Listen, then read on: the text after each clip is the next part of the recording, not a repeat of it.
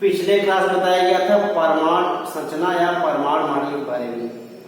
पहला या प्रथम परमाणु मॉडल दिया गया था 1904 में, जे थॉमसन दिया था। इनके परमाणु मॉडल को नाम दिया गया था वाटरमेलन मॉडल, मीन्स तरबूज मॉडल। यह परमाणु मॉडल कुछ समय तक मान्य रहा, उसके बाद अमान्य हो गया। 1911 में रदरफोर्ड ने अपना परमाणु मॉडल दिया। यह भी कई बातों को संतुष्ट करने में असफल रहा, ध्यान दीजिएगा। फिर रदरफोर्ड में कमियां क्या थी, रदरफोर्ड के परमाणु मॉडल में कमी क्या थी बताइए, ध्यान देखिएगा। रदरफोर्ड ने यह बताया था कि परमाणु का समस्त भाग केंद्र में निहित होता, जिसे नाभिक कहते हैं। इलेक्ट्रॉन नाभिक के चारों ओर निरंतर गतिशील रहते हैं।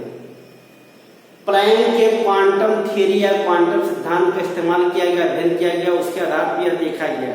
उसमें लिखा गया स्पष्ट कि यदि कोई आवेशित कण निरंतर गति करता है तो उसकी ऊर्जा में क्या होगा, माने वह ऊर्जा का उत्सर्जन करता है, जिससे उसकी ऊर्जा में सतत कमी आती है।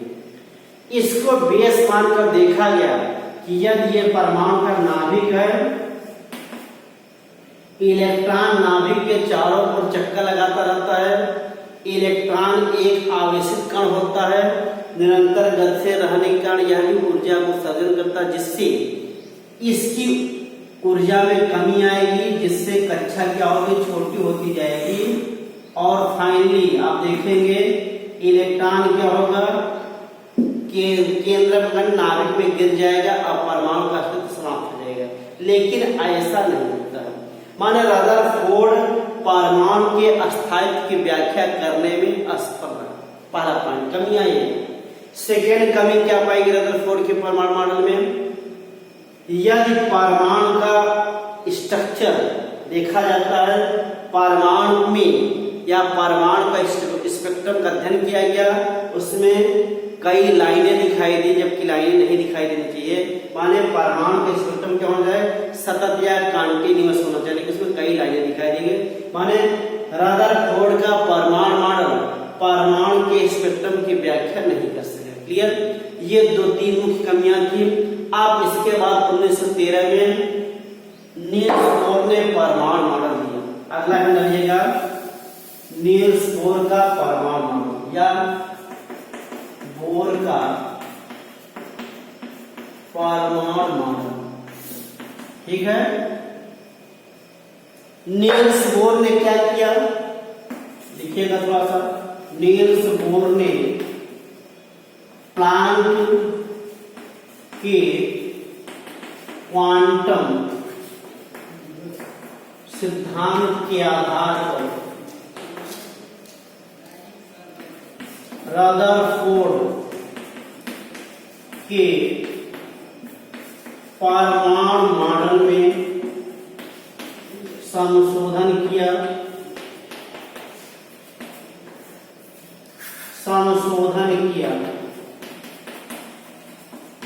तथा अपना परमाणु मॉडल दिया।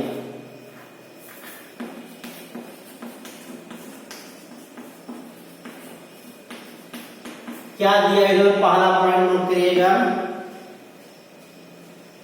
इलेक्ट्रॉन, ध्यान रखिएगा, इलेक्ट्रॉन नाभिक के चारों ओर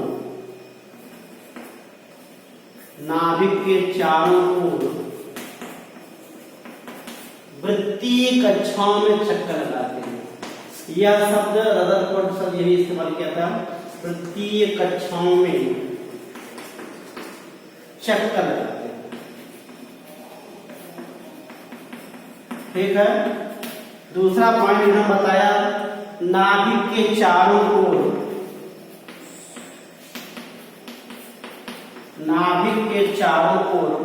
अनेक वृत्तीय कक्षाएं संभव हैं, परंतु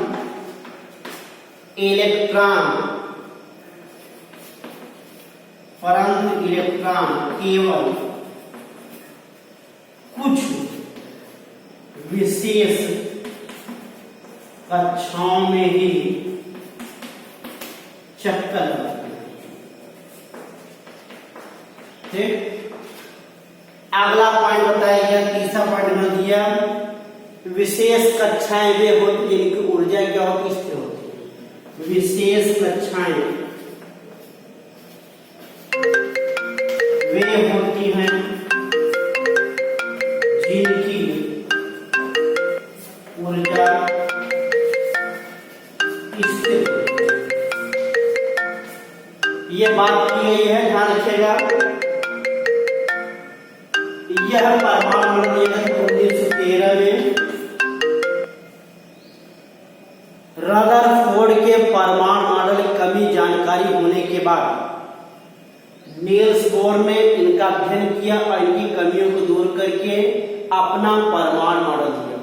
इनका परमाणु मॉडल क्या है, पॉइंट बताया गया है। पहला पॉइंट दिया गया है, इलेक्ट्रॉन नाभिक के चारों ओर वृत्तीय कक्षाओं में चक्कर लगाते हैं। पहला पॉइंट हो गया।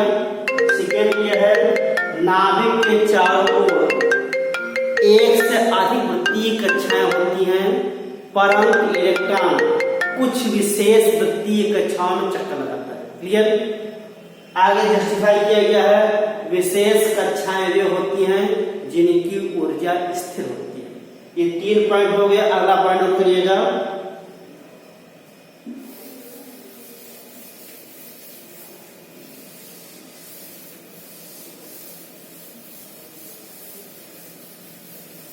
अगला पॉइंट हो जाएगा इलेक्ट्रॉन केवल, चौथा पॉइंट है इलेक्ट्रॉन केवल उन्हीं कक्षाओं में चक्कर लगाता है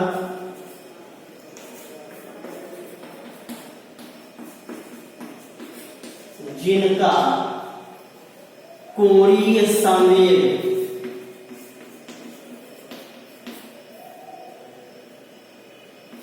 h/2 पाई का पूर्ण गुणक होता है।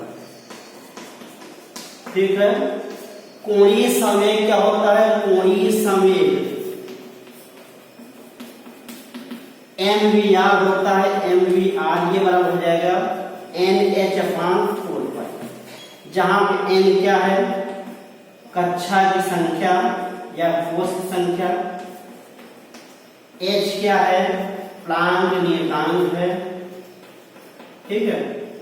माने इलेक्ट्रॉन केवल उन्हीं कक्षाओं में चक्कर लगाता है जिनका कोणीय संवेग h/2 पाई का पूर्ण गुणक होता है।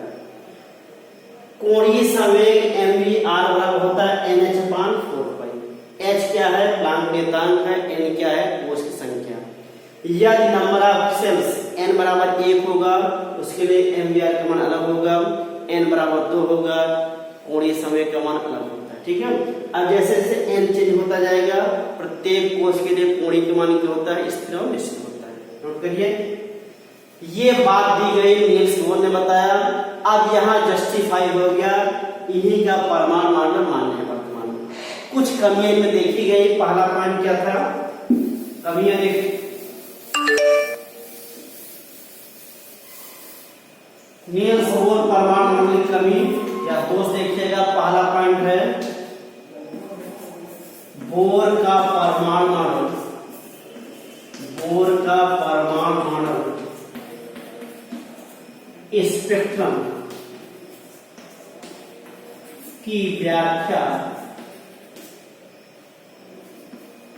नहीं कर सका। एक दूसरा पॉइंट देखिए, ध्यान रखिएगा, यह केवल एक इलेक्ट्रॉन युक्त परमाणु या आयनों की स्पेक्ट्रम की व्याख्या कर सका। बहुत इलेक्ट्रॉन युक्त परमाणु की स्पेक्ट्रम की व्याख्या नहीं कर सकता। ठीक है। ये दो कमियां थी, बहुत मायने नहीं रखता, लेकिन इनका परमाणु मॉडल क्या है, आधुनिक परमाणु मॉडल है, यही वर्तमान में मान्य है। फिर ध्यान रखिएगा, प्रथम परमाणु मॉडल दिया 1904 में जे थॉमसन ने, 1911 रदरफोर्ड ने दिया, 1913 नील्स बोर ने दिया। 3 परमाणु मॉडल सबसे ज्यादा एक्यूरेट या शुद्ध क्या है?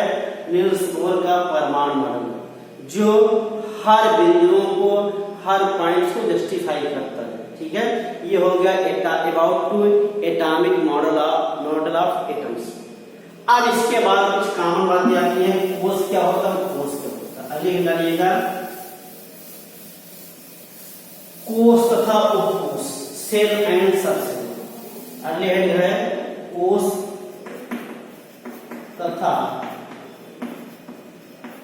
उपकोष, इंग्लिश में सेल एंड सबसेल। बात समझिएगा, ये क्या है? परमाणु है। परमाणु ये क्या है? नाभिक। नाभिक के चारों ओर क्या होते हैं? कोष। इसे कहा जाता है के एल एम। ये सभी क्या है? कोष। ठीक, माने ना किसी परमाणु में नाभिक के चारों ओर का वह क्षेत्र या वह स्थान जिसमें इलेक्ट्रॉन पाए जाते हैं उसे कोष कहा जाता है। ध्यान दीजिएगा, किसी परमाणु में नाभिक के चारों ओर का क्षेत्र जिसमें इलेक्ट्रॉन पाए जाते हैं उसे कोष कहते हैं। ठीक, इसे के एल एम एन के द्वारा व्यक्त किया जाता है। बात समझ आई? प्रत्येक कोष में इलेक्ट्रॉनों की संख्या निश्चित होगी। बात समझ आ रही है? ये नाभिक है परमाणु का। नाभिक के चारों ओर का वह क्षेत्र या स्थान जिसमें इलेक्ट्रॉन पाए जाते हैं कोष या ऊर्जा स्तर कहलाता है। प्रत्येक कोष को के एल एम के द्वारा व्यक्त किया जाता है और इनमें इलेक्ट्रॉनों की संख्या क्या होती है? निश्चित होती है। जैसे प्रथम कोष है, आगे देखिएगा,